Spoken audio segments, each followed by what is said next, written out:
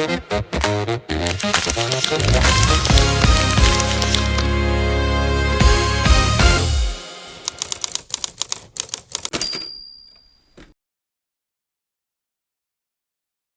to Unpatched by SharkStriker.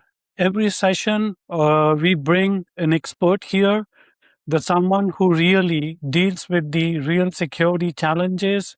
No script, no pitch. We see that every system has a gap somewhere, right? The real skill is knowing which gap you cannot leave open. So today's topic is very simple. Passing a CMMC audit and staying safe from a real attack are not the same thing. So my guest has fixed this problem many times. He knows exactly where it breaks. So Michael Crandall, the CEO of Digital Beachhead, welcome to the show. Thank you. Good to be here. I'm honored to be your guest, and a little about us. Digital Beachhead was founded 10 years ago. So we hit our first major anniversary, if you will, 10 years. We've been doing CMMC for the last 3 or 4 years, helping people get ready. And now we are an official authorized third-party assessor, 3CPO, which for the geeks among us, I like to say we are the droids you're looking for. My Star Wars reference. Great. Thanks, Mike. So to begin with the session, okay, the phase 2 of CMMC is going to start from November 10, 2026, right? And from that date, the level 2 needs a full outside check, right? Is the industry really ready, or we will see a rush at the end? We're seeing a rush right now. We are fairly booked through November. I think like any small business, small to medium sized business, they know the expense and they know the pains of doing this. So many people like to make sure it's real. So they hold off to the last possible moment to pull the trigger. But as far as preparedness, as you said, as of the last time I checked this last week, there were only 106 of us organizations to do the assessments, and they're estimating anywhere from 80 to 150,000 companies that are going to require it. So rush is real. That's true. And the follow-up to the same question, that the level 1 and the level 2 are not the same thing. The level 1 is merely it is a checklist. You say that either fail or pass, whereas the level 2 needs an outside check, which gives you 180 days to even fix the small gaps. But there are companies, those are mixing up these two things. Yes. So there are two terms that people need to really take to heart. One is federal contract information, FCI, which is if you have a contract. So effectively, anyone who gets a contract with the Department of War, Department of Defense, will have FCI. It's in the name. You have a contract, therefore you have FCI information. That is level 1. Level 1 is a smaller number of controls, 17. You can self-certify. You go in and say, I've met these 17 controls. You're fine. The big second term that everyone is more concerned about is controlled unclassified information, CUI, however you would like to pronounce it. If your contract says you will be handling the CUI information, you now are CMMC level 2 requirements, which is the full NIST 800-171 control set, 110 controls, 320 objectives, which then, to your point, needs to be verified by a third-party organization like ours. So that's where the rush and the panic starts to come in when the government looks at you and says, yes, you will have to deal with this CUI data, and congratulations, you got the full stack. That's true. That's true. And at SharkStriker, we normally talk to most of the companies every week, and most of the time we find that they think this is optional. Some think the self check is enough. When the contract needs a full outside check, they mix up and end up by costing the real contract loss. Yes. So the phase 1 that we were in from last November that ends this November was that self-assessment for this level 2 CMMC, where they were given this year kind of to go in and self-verify. That, as you say, ends when we hit phase 2, and all new solicitations. So any contract coming out of the DOW starting in November will require a third-party assessment for that CMMC level 2. And again, that's why we're seeing that panic. People, they're seeing it in the contracts. The proof is in the pudding, as we say over here in America. The proof is in the pudding that the solicitation comes out. It says you need level 2, and they're like, oof, it is true. And Right. now they're scrambling. So that's a big confusion. And what I've noticed is that maybe the state says that the 6 in 10 defense companies have had a ransomware attack in past year. So ransomware is hitting the most defense companies at least once in a year, right? And it is not slowing down. From your seat, why are the defense contractors still such as an easy target even after going through this all audits and the checks? Yeah, I like to tell our clients, and when I'm in conversations like this, there's a difference between compliance and security. And I have a cute little meme that I share with them that shows how, we have a joke that the key is under the mat. You have a spare key to your home under the mat. Well, saying that you did compliance means, yes, I've tucked the key under the mat. I am meeting the compliance of a spare key, but they're using one of those bar mats that are all the holes and the rubber where you see the key under the mat. So I technically am being compliant. I have the key under the mat per the requirement request, but I wasn't really secure. I didn't choose a good mat. It's right there for the world to see. So that's how I try to relate that you can check a box and say, I'm doing something, but are you doing something to really secure your environment? And the two really can be, they don't have to be, but they can be two different things. Right. And that's what we see at the SharkStriker, because the most companies say they are compliant, but very few have actually tasted the under real pressure. Okay, the gap between saying that and the gap is proving it, exactly where the SharkStriker spends most of the time with the clients. We have seen that the client, those on the paper looks fully compliant, audited, but when we go and dig more into their environment, we find lots of weaknesses, and they were not aware about that thing. Yeah, we like to, when we're looking at it from an assessment standpoint, it's you tell us and then you show us. So if you have a SIEM, you have your back-end SOC, you have these devices on paper, you say we have them, and it could be a enclave that you're having specifically assessed for CMMC. 5 computers in the corner.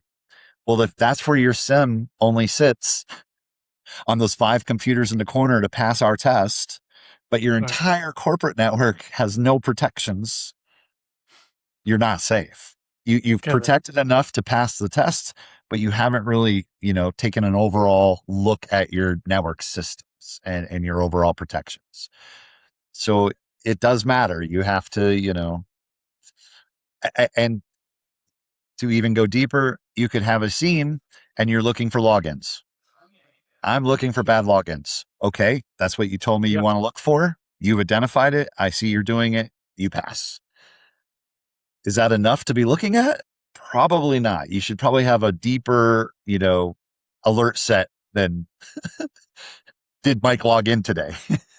So that brings to a very important point here, Mike. Okay, that what exactly the risk assessment? Okay, we should define. Okay, so from your point of view, what exactly the risk assessment should include?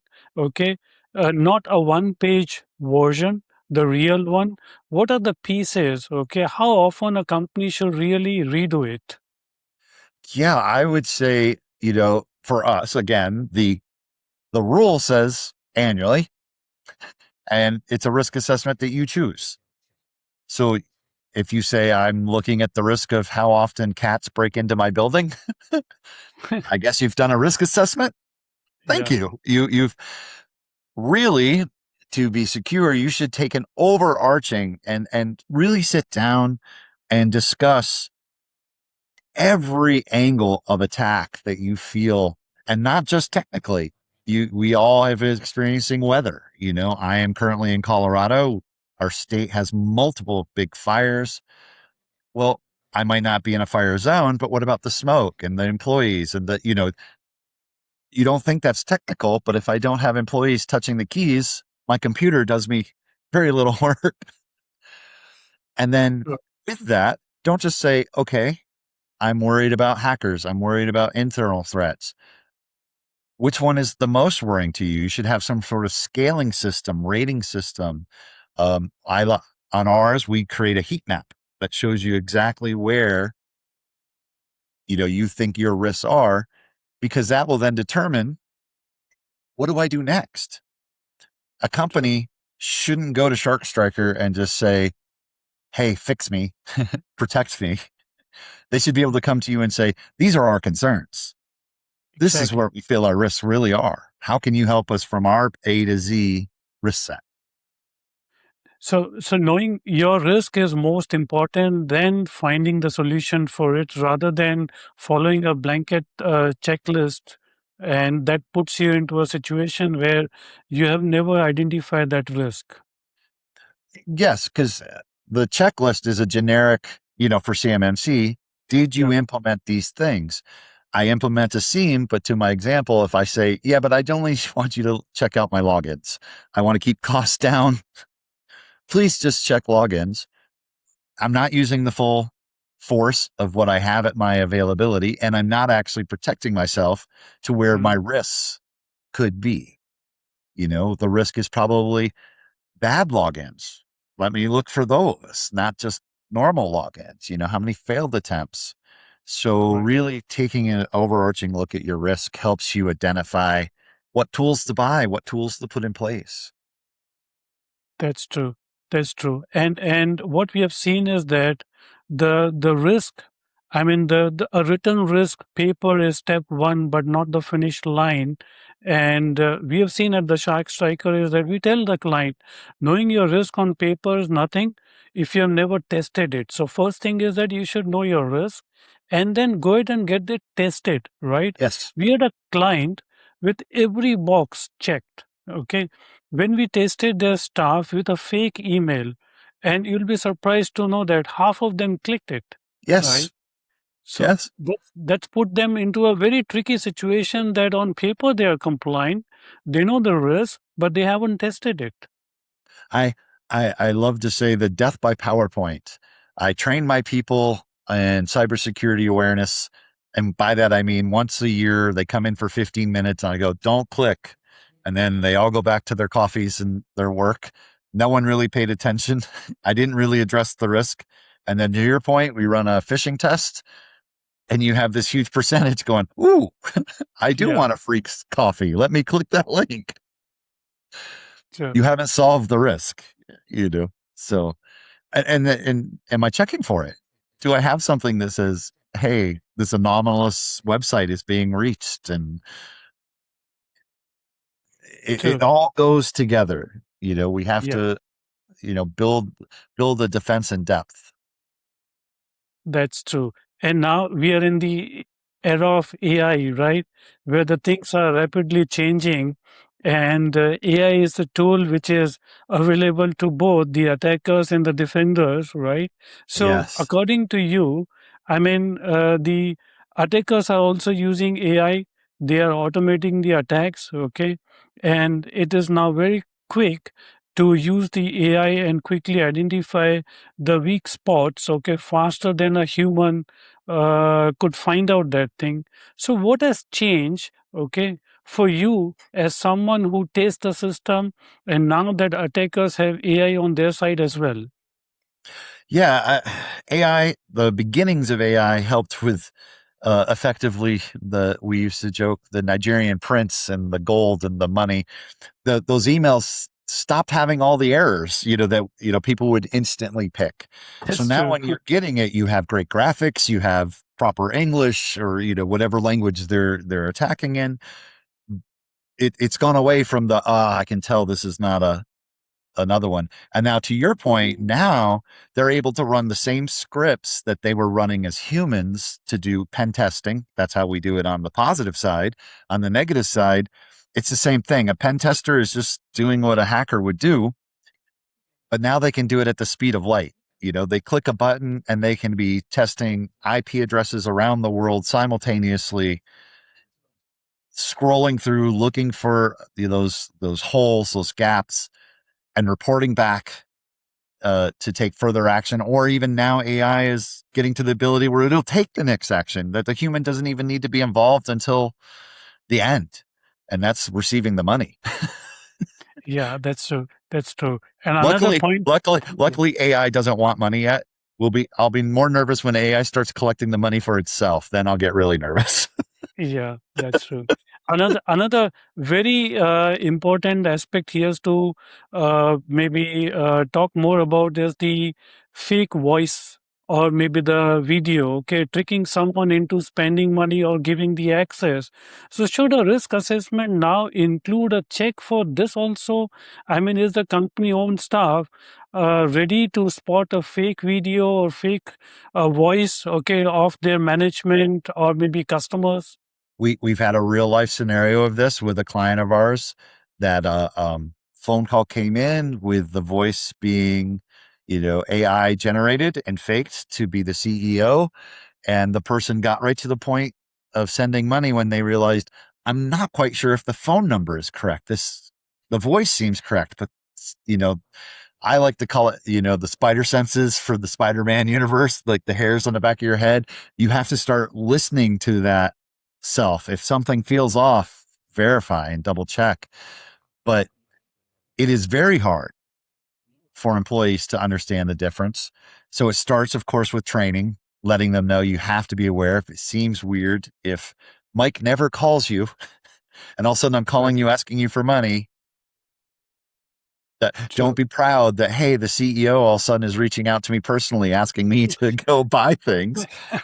Why is the CEO calling me right now? Yeah, So, training starts, and then we as the defenders have to start developing those tools to maybe do real-time checks of videos and voice to try to identify AI generated things.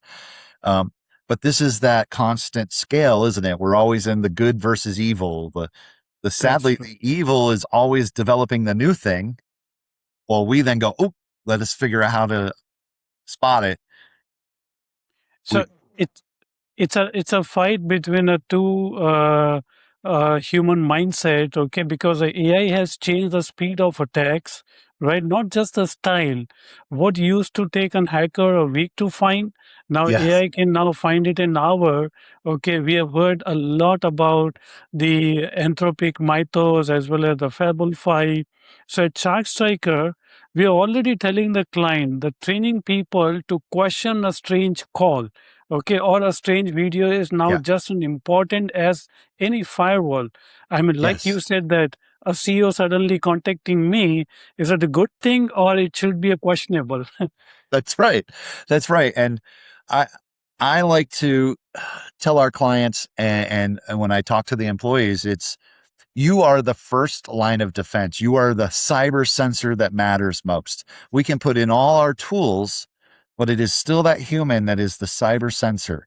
You are the one that receives some sort of indication, that indicator of an attack, be it an email, be it my mouse is moving by itself. You see it as that endpoint user. So, I say, stop thinking of yourself as an employee. Part of your job as an employee is to be that cyber sensor. You are the first line. Yeah.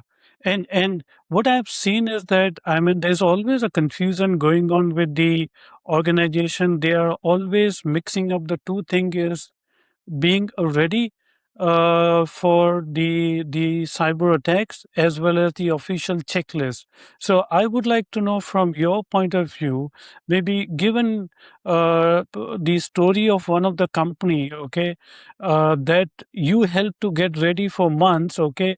Now they know the every week spot you have, okay. Then the same company gives you an official grade, okay, even with the good people. Okay, where could something slip through? I mean, the one company is finding the gaps, another company, I mean, the same company is auditing it and giving you a certificate.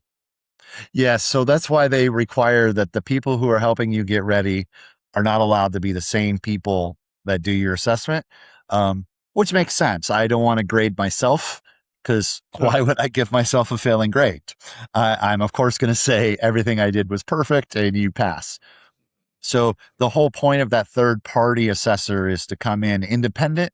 And one of the questions, the key questions we have to determine when we're setting up the contract and beginning the assessment is a conflict of interest, COI. And we have to confirm amongst all players, all the assessors, the people on the company's team, is there any conflict of interest? Has anyone helped anyone? Have we provided any advice? And then the Yeah. rule strictly says we are not allowed to provide any kind of consulting or assistance. So even as an assessor, if I see your glaring gap, I can only tell you you're not meeting the control. I can't then go, hey, by the way, do this and it'll all be better. We have to pass it back to the people who are helping them get assessed and kind of, I'm a retired military guy, so I do try to say, hey, that computer over there, I would really like to know why it doesn't have two-factor. Telling them kind of why they're, where the error may be without actually telling them to fix it. Right. Now, COI is very important. I mean, the organization must understand that thing. The assessor and the fixer, okay, and these are the two different things.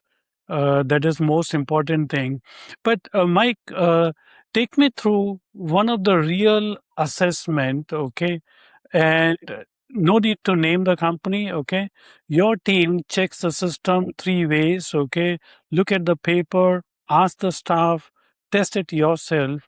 Tell me about the one time the paper said one thing, but the simple question to an employee told you right away something was wrong. Yeah, so we did have a good example. So I have two, one technology and one just like a process, paperwork. On paper, the process says, hey, how do you handle CUI paper? You've printed it now and you need to leave the facility. Their paperwork said we put it in an envelope marked, and then we put that inside another envelope that's unmarked. During the assessment, we talked to an employee and he says, I have binders. I can't fit anything in an envelope. And we're like, Yeah. oh, so how are you protecting binders of CUI? That so that ended up just being a simple, hey, we have to have a container and make sure that we have a marked container and a bigger unmarked container, whatever that may be. Don't just tuck the binder full of CUI and leave the facility.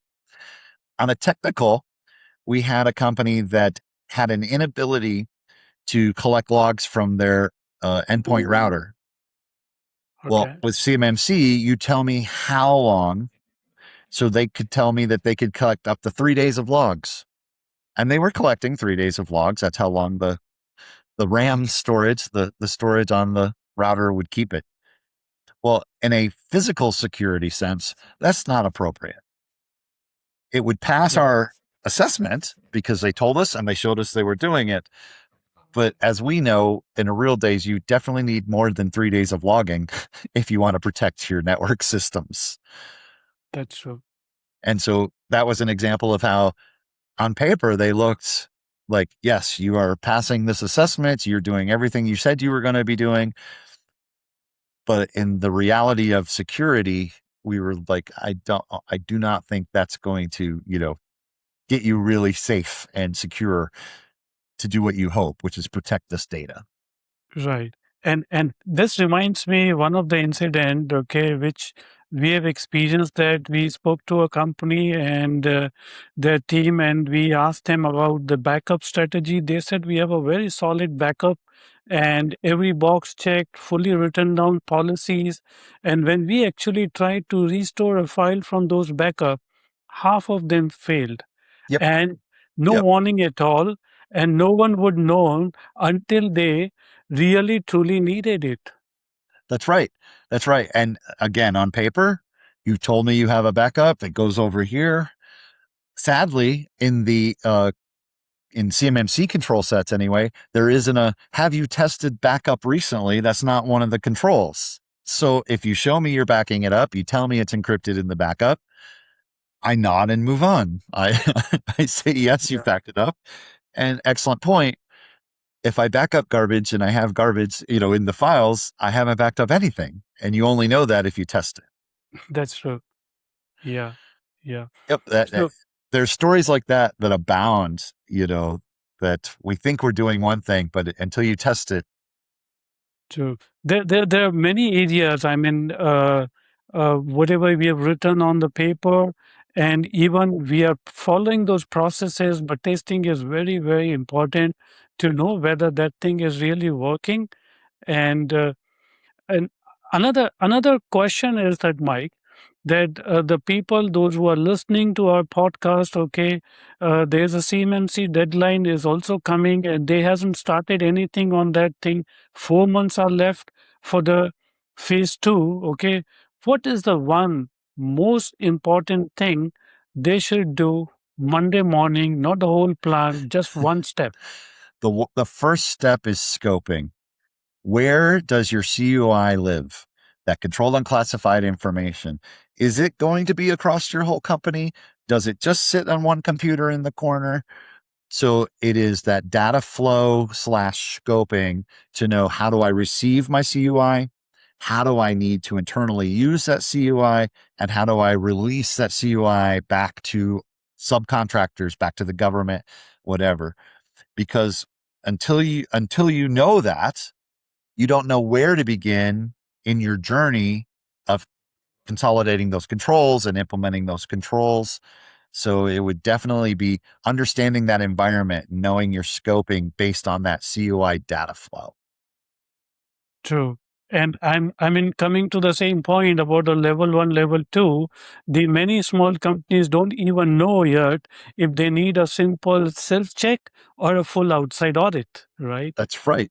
And So that knowing one that answer to know. data, Yeah, FCI, CUI, again, if you know your flow and it turns out we never receive CUI, we don't have any need for it. Congratulations, you're level one. You can just do the self-assessment. If the yeah. government is like, yeah, we send you diagrams every day that are labeled CUI. Yep. Unfortunately, you've moved into level two and you better start scoping out that environment. Great point. That's absolutely very important point to know. And I've also seen that, Mike, the companies I've seen the last longest are not the one with the thickest binder of the rules. Okay, they are the ones who, I mean, very every person locks the front door without being told, and every single day. Right, that's most important thing. Yes. For us, it's not how much you tell us. It's that what you tell us is meeting the objectives that need to be met. We've had examples where people have tried to overwhelm us with the paperwork and what they're saying and how great they are, and they actually miss some vital points along the way. Typically, this goes around, say, two-factor authentication. There's objectives that say, do you have two-factor for administrators locally? Do you have two-factor on the network? Do you have some people will just turn on two-factor and say, we're good. And I'm like, well, you missed some of the major controls. Tell me about the local, tell me about network, there's individual things. But if you write a huge paragraph about how you're using Duo and, you have this and you have that, and it's all wonderful, I'm like, that's great. It was a great story. You still didn't hit every point that you were. So keep it simple. Tell me what you're doing, but make sure, most importantly, you're doing it as needed, not trying to baffle me with, tons of Yeah. paperwork. Right, right. So, I mean, in nutshell, the compliance is not security, security is not compliance. Both plays the important role, and a certificate tells you what you have passed. It does not tells you what you will survive, and this is the part worth thinking about today, and not the week before your audit. That's right. That's right. And I always like to, harp that point and really, talk about that point is if we're going through compliance, you have to be compliant anyway. Why not take that extra step and say, how can I turn this compliance into actual security? I think if you're doing it at the time that you're implementing, I'm developing a new cybersecurity plan to meet this compliance need, you're already spending that money. You're already, taking these efforts. It really won't cost you much more. And this is where like SharkStriker and stuff can, let people know. I hire you as my SIEM, my SOC, you're my back end protection. And I think I'm saving money because I'm only going to give you a small number of logs. I'm sure you would let them know, realistically, you give me all the logs, it may be a fraction of a cost more, but you're getting 100 times more protections than trying to save that fraction. And then maybe like you say, later on, you realize, oh, I really need that. Well, now it's a new implementation cost. We have to do different things. Take the time during compliance to make it equal security as well. Sure. So, I mean, this is kind of bridging the gaps between the compliance and the security. So, Mike, I really appreciate your time, and just for the our audience, okay, if you want to talk about where your security really stands, find us at sharkstriker.com or info@sharkstriker.com. If you want to talk to Mike and his team about CMMC readiness or a formal check, reach out to the digital beachhead.com. And thank you very much for time. And we will come back with another episode with another guest for one more interesting topic. Thank you, everybody.